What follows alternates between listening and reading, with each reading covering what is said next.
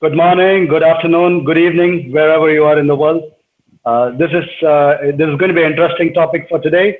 We're going to talk about the four horsemen of DevSecOps. My name is Nachu Subramanian. I'm living in Singapore, and I have a good expertise in cloud infrastructure, DevSecOps, data analytics, artificial intelligence, machine learning, deep learning, Internet of Things, database administration, PeopleSoft ERP, and agile delivery. And I have around 17 years of experience, and also I have been an entrepreneur for about 7 years. I've worked in various locations of the world, primarily Singapore, and in the past I've worked in Malaysia, US, India, and other countries as well. And then currently I'm working as a vice president for the head of DevOps Engineering Center of Excellence at OCBC Bank, Singapore. And also in the past, I've worked for various financial institutions and other consulting firms. Some of them are Oracle Corporation, Accenture, TCS, Tech Mahindra, IPsoft, Honeywell.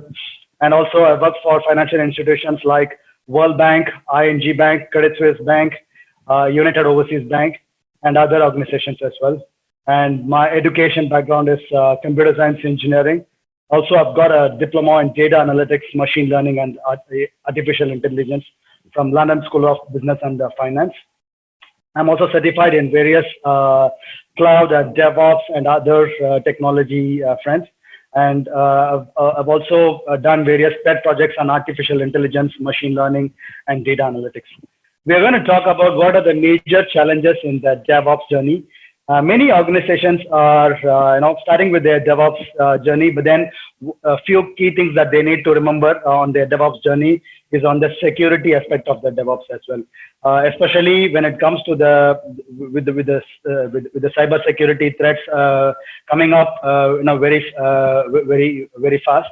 We may need to ensure that we are covering the DevOps journey with the necessary security measures in place. I've listed down some of the key security challenges that is being faced by the organizations.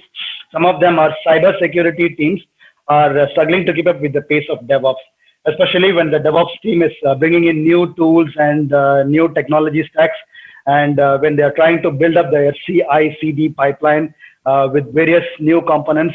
The cybersecurity teams also need to catch up with them and ensure that they are able to add the security to all those DevOps components as well.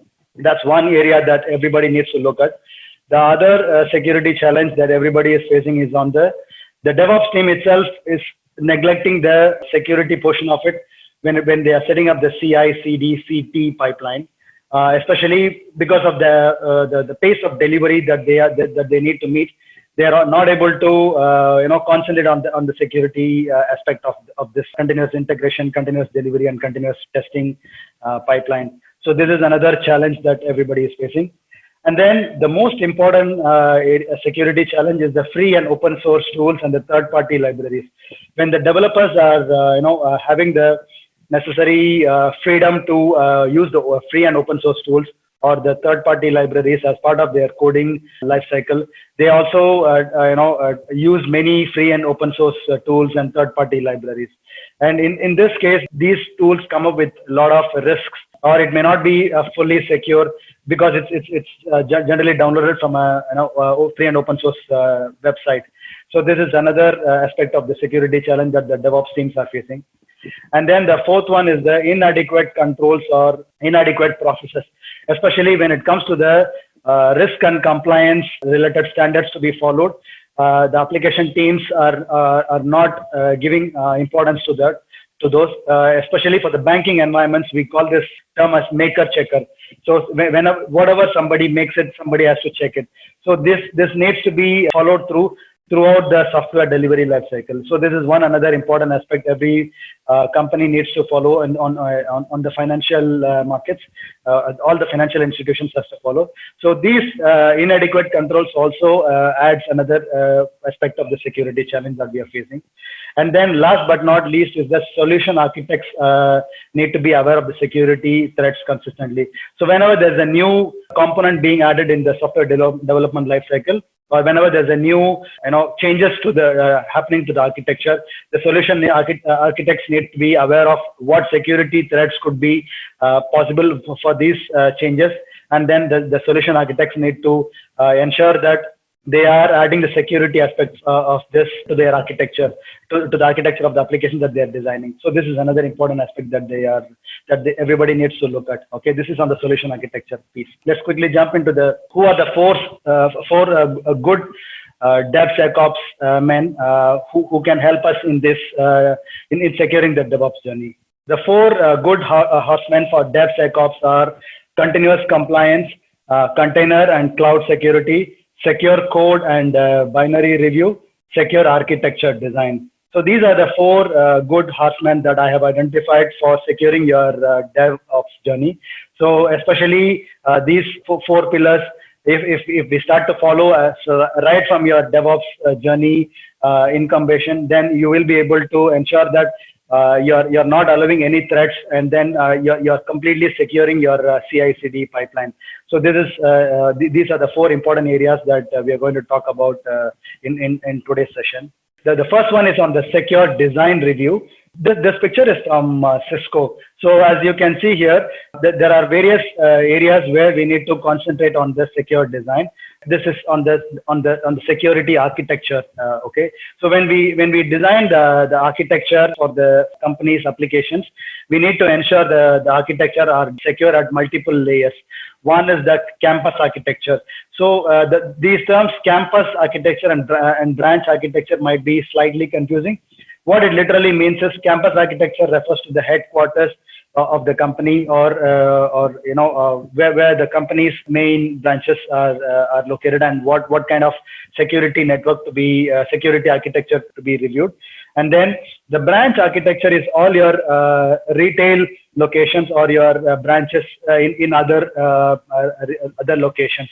For example, if it's a e-commerce company where they are delivering their product to a retail store, then those retail stores are considered as the branches. So in this case, every retail or every country branches is what is coming under the branch architecture.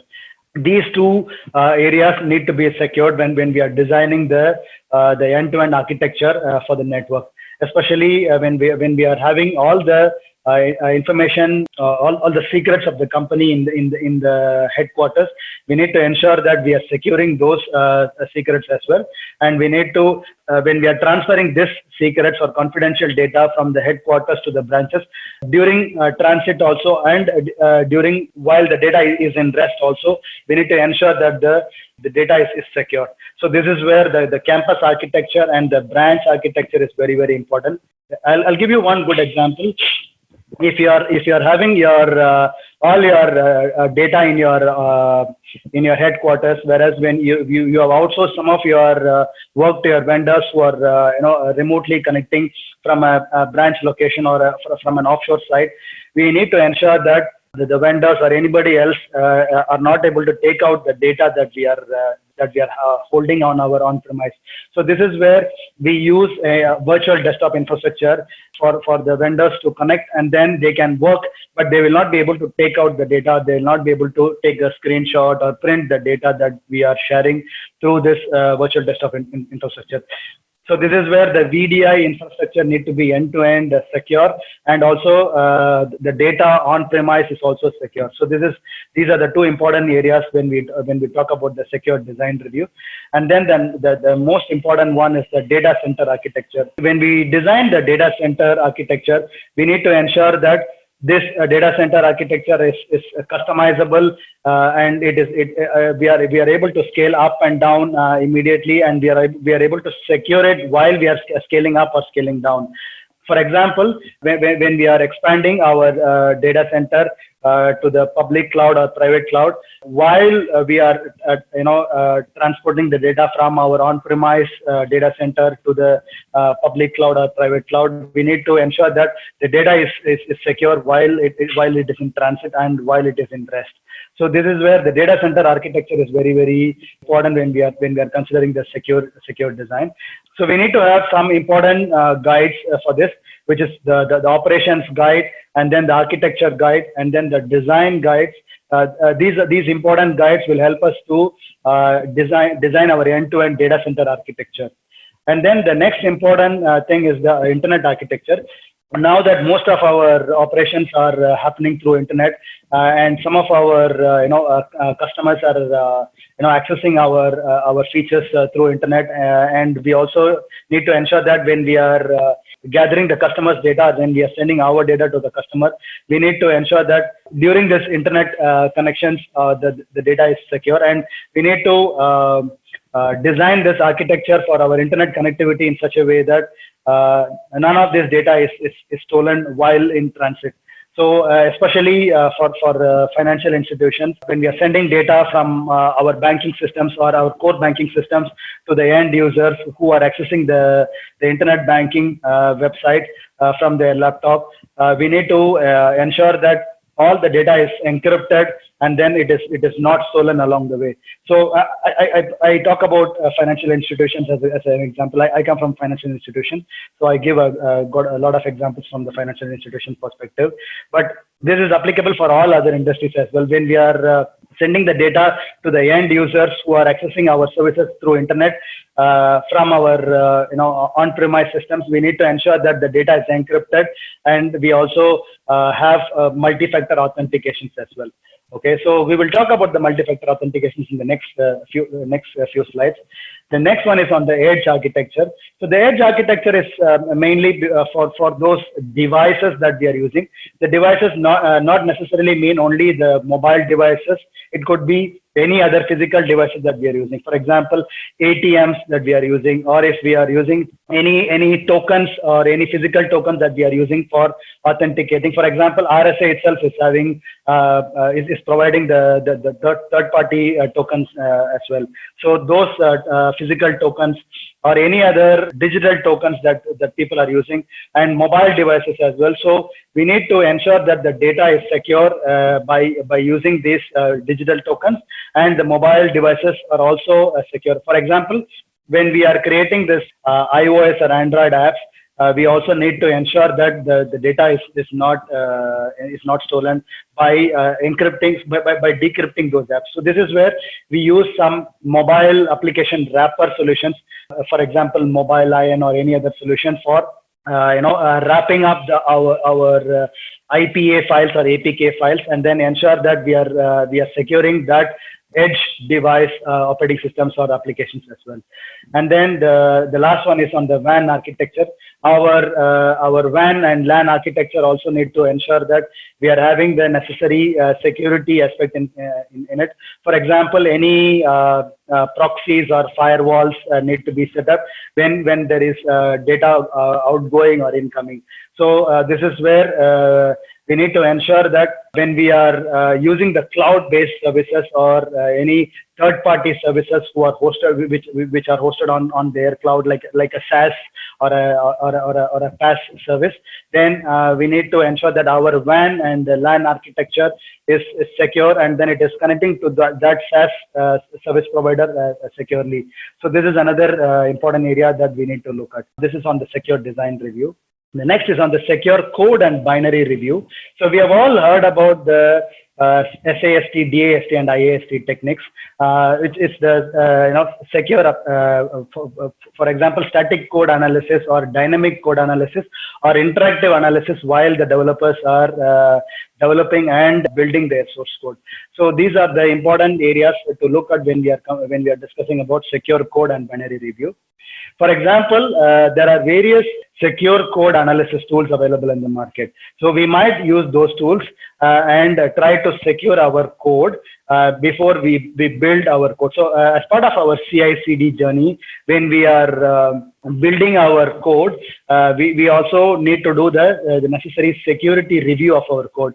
So it could be at two levels. One is that while the developers are writing the code on their IDE, at that time itself we can do the security review, or after they develop it and then they check in their source code to any repository like any Git based repository or any other source code repository, we can ensure that this secure we are reviewing this code, and we are able to identify if there's any security vulnerabilities in that code. So this is where the secure code review is very, very important. There are various tools available in the market, especially some of them that I have used are synopsis tools like Coverity and also Black Duck, and other tools like Veracode and HP45 are available in the market.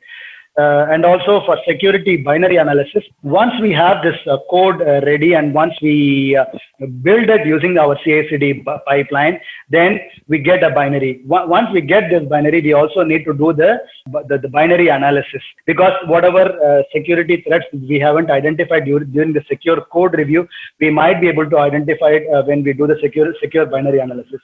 And also, not all code is written within our company. We might be engaging our third-party vendors to provide their services, and they might be giving their binaries. So those binaries also need to be scanned as well. So when we get the binaries from the third-party vendor, or when we build our binaries, so those binaries need to be scanned for any security threats.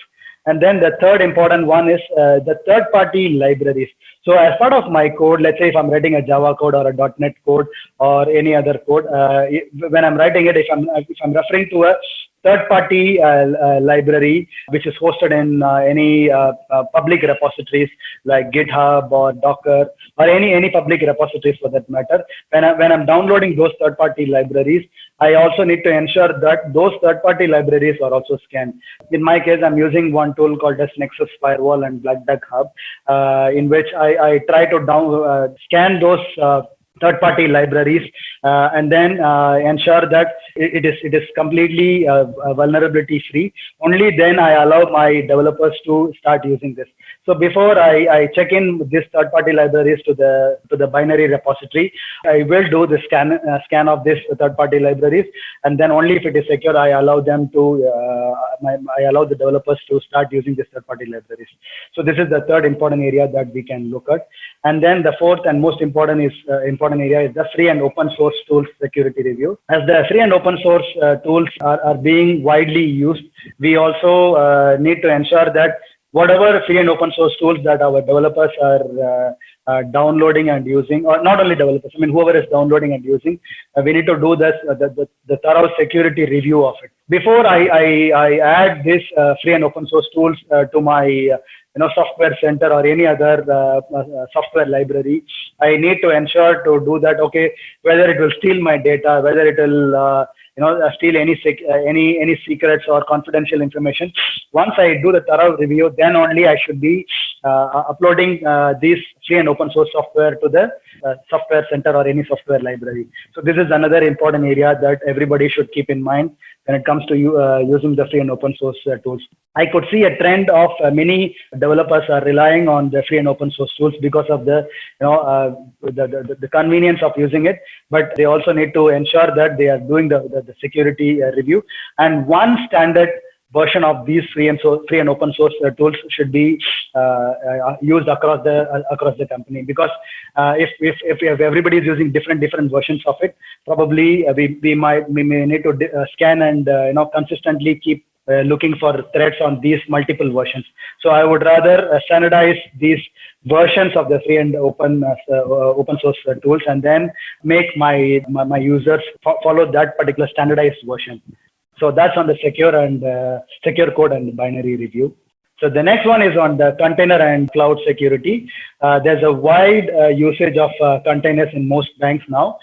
We are also not only Docker containers, we are getting into other CRY-O compliant or OCI compliant containers as well.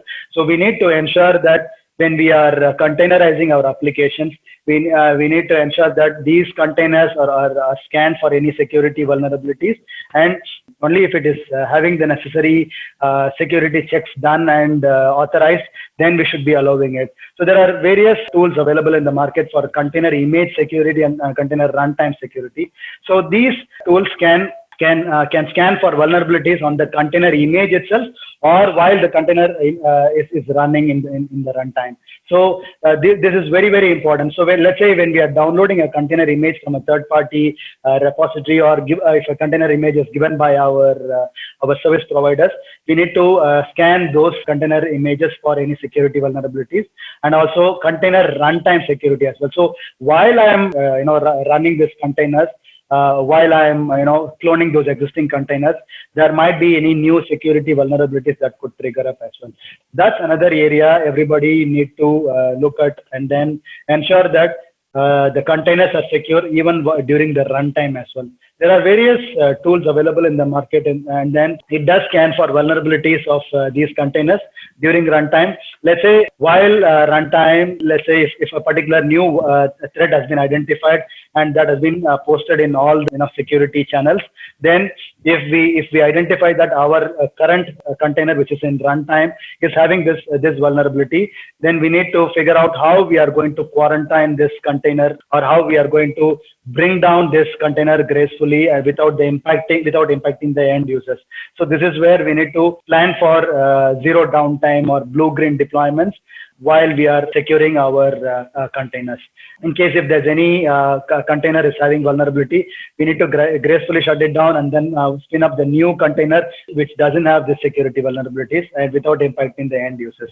And also we are very much aware that two-factor authentication is another important area where we need to ensure that all the applications that we are using, not only containers or not only on the cloud, for each and every device or each and every area that we are working on, two-factor authentication is very, very important. Multi-factor, I would say, multi-factor authentication, because we can have these secrets split into multiple sources, so that it is not compromised easily. So we can ensure that before someone can try to compromise, we are stopping them at multiple layers. So this is where two-factor authentication or multi-factor authentication is very, very important. VPC for cloud applications, VPC is very, very important, or IAM rules are also very, very important. So for example, on the virtual private cloud, we may be able to ensure that we are stopping the security threats at multiple layers. We can stop it by having the authentication rules defined. We can stop them at the firewall level. We can also stop them at different security layers. We can ensure that our regions are secure as well. Let's say if we have multiple cloud environments in different regions, let's say if one cloud environment is impacted due to a security threat, then we need to secure all other regions, and then we can immediately zero in on that particular region that has got impacted. So this is where the virtual private cloud is very, very important. And encryption tokens are also quite useful. For example, as I mentioned previously, we need to secure the data while in transit and while in rest.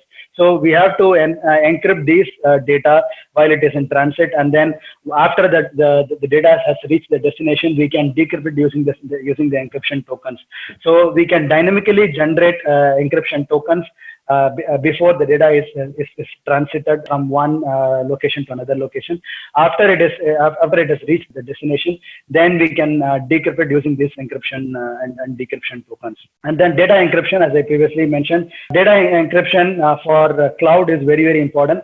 Especially one good use case that I have gone through is, let's say if we are having our on-premise data being sent to our cloud infrastructure only, there is during a search in transactions, then that's where we need to encrypt the data, and we need to ensure that only during this search period of transaction we are sending this data to the cloud, and we are securing it. And after the search period of transaction are done, we are again wiping out the data from the cloud environment, and we are throughout this transaction we are encrypting the data. especially for organizations who wants to cut down on their cloud investments. They might look at this, sending the data to the cloud infrastructure only during the search of transactions. So this is where they have to ensure that they are encrypting the data while when they are sending it to the cloud infrastructure. And then the last but not least is the DDoS protection. Although every company is having their DDoS protection for the cloud services and containers as well, we need to power this cloud DDoS protection with artificial intelligence, because previously that there's manual intervention required for DDoS protection, but now there are a lot of security tools that are coming up with artificial intelligence based DDoS protection. So it identifies, okay, if I'm getting this service call from this particular location only once in a while, then yeah, it's not a DDoS attack. I can allow this. Whereas if I'm getting this particular service call very frequently from this particular IP address, then I can either decide to permanently block it or temporarily block it. So that decision should be made automatically instead of any manual intervention. So this is where artificial or ML driven DDoS protection and other security measures can be taken into consideration. So this is the third and most important area for DevSecOps journey. And then the last one is on the continuous compliance. So we have spoken about various areas like the secure design review or the secure code review, secure binary review, container security and cloud security. But how do we keep this and how do we ensure that we are following this all along? Because we shouldn't be looking at this only on the first time. We should be continuously doing this security review, and we need to ensure that we are validating this throughout our DevOps journey. So this is where we have to ensure continuous compliance, and we have to maintain our compliance standards and compliance policies updated all the time. We have to keep an automated review of our compliance standards and compliance policies. For example, any compliance standard or compliance policy that we are imposing, we need to have a way for automatically reviewing it instead of any manual intervention. So this is where automation is also very, very important when we are doing the continuous compliance. For example, let's say if I decide saying that going forward in my code, when I'm pushing my code to the release branch or to the master branch, I need 2 or more than 2 reviewers need to be there. This is a standard that I'm imposing in my compliance standard. We shouldn't be manually going and checking that, okay, whether is it have 2 people already reviewed the code or is it only 1 person reviewing the code. And also we need to ensure that there's some automated mechanism for reviewing this compliance standard. So this is where we need to introduce automation tools which will automatically look for whether the code is reviewed by 2 people or more than 2 people for the security compliance. So these kind of automation in the compliance standards and policies will be very, very helpful. Once we identified the compliance standards and policies are not met, then we need to either report it or we have to fix it. So this is where we need to have the auto healing feature enabled. So when I say auto healing, once we identify the compliance policies are not met, we will be notifying the concerned authorities. Our use case doesn't stop there. We need to ensure that after we notify it, we also try to fix it automatically. So this is where we roll back to a previous state where this compliance breach was not there. In this case, we have an end-to-end closed loop for identifying the compliance standard breaches and notifying it and then fixing it and then again going back to the original state of complying the standards. So we need to have an end-to-end closed loop for the compliance standard management. Okay, and then all our compliance standards and policies should be measurable and quantifiable. If I say that, okay, I need to have high security or extreme security, but how high is high or how extreme is extreme? Because whatever high is for me may not be the high for you guys, or vice versa. So we need to have everything measurable and quantifiable. So this is where I should set the standards, saying that, okay, I should have zero high issues or zero critical issues. So these kind of measurable and quantifiable security standards and policies is very, very important, so that we can trace back to it, and then we can ensure that we are always meeting this compliance standards and policies. So this is where some of the tools available in the market are able to identify whether you are well within the limits, or you have already surpassed that limit. We have to ensure that we have measurable and quantifiable compliance standards and policies, and then consistently monitoring our environments across against these measurable and quantifiable policies. And then the last one is on the near real-time validation and verification. For example, for any transaction that we are having in our environment, and if it is, let's say, if it is having any vulnerability, we shouldn't be fixing it after the vulnerability has already attacked all our environments. We should ensure that we are validating it real time, or at least near real time, and then capturing these vulnerabilities on the fly, and then we are immediately reporting it. So there should be a SLA set for notifying it and then fixing it. And then we need to comply to that SLA, service level agreement, for the identifying, notifying, and fixing these vulnerabilities. And this should be very, very minimal for all the organizations, so that we can ensure our environment is completely secure. Especially for our DevSecOps journey, right? Near real time and measurable and quantifiable is very, very important. So let's say when we are quantifying our end-to-end CI/CD builds and quality issues, and also how frequently we are deploying to production, why not quantify the security threats as well? How many security threats have I identified in last month? How many security threats have I fixed in this month? And how am I securing this more and more? And what are the security threats I haven't fixed and it is still there in my production environment? So this is where we need to have the end-to-end monitoring for our DevOps pipeline and our applications, and ensure that we have the near real-time validation and verification, and it is measured against the measurable and quantifiable compliance standards and policies. So these are 4 horsemen of DevSecOps that I thought of, and I'm pretty sure there are various other areas that you could look at. But these 4 areas, if you start looking at it, this will help to ensure your DevOps journey is secure at the first level itself. And then furthermore, if you have any more new areas that you identify, you could add that as well. But my suggestion is to start with these 4 areas of continuous compliance, secure design review, and container and cloud security, and also on the secure code review and secure binary review. If you ensure that these 4 areas are covered, I'm pretty sure at least 75 to 80% of your DevOps journey is secure. And why I'm leaving this 20% is something that you have to look at on your DevOps journey, and then identify new areas of security threats. So DevOps is a journey. So we need to look for more and more gaps, and then continuously fix it, and then ensure that we are moving from our DevOps journey to the DevSecOps journey. So this is my recommendations for all the DevOps engineers and application folks, to ensure that they are moving, they're securing their DevOps pipelines, and they're confidently moving ahead on their DevSecOps journey. If you guys have any questions, you can please let me know. I'm available in LinkedIn. Also, if you can post your questions as well. I'm happy to answer your questions on the DevSecOps journey. Thank you very much, guys. You guys have a great week ahead.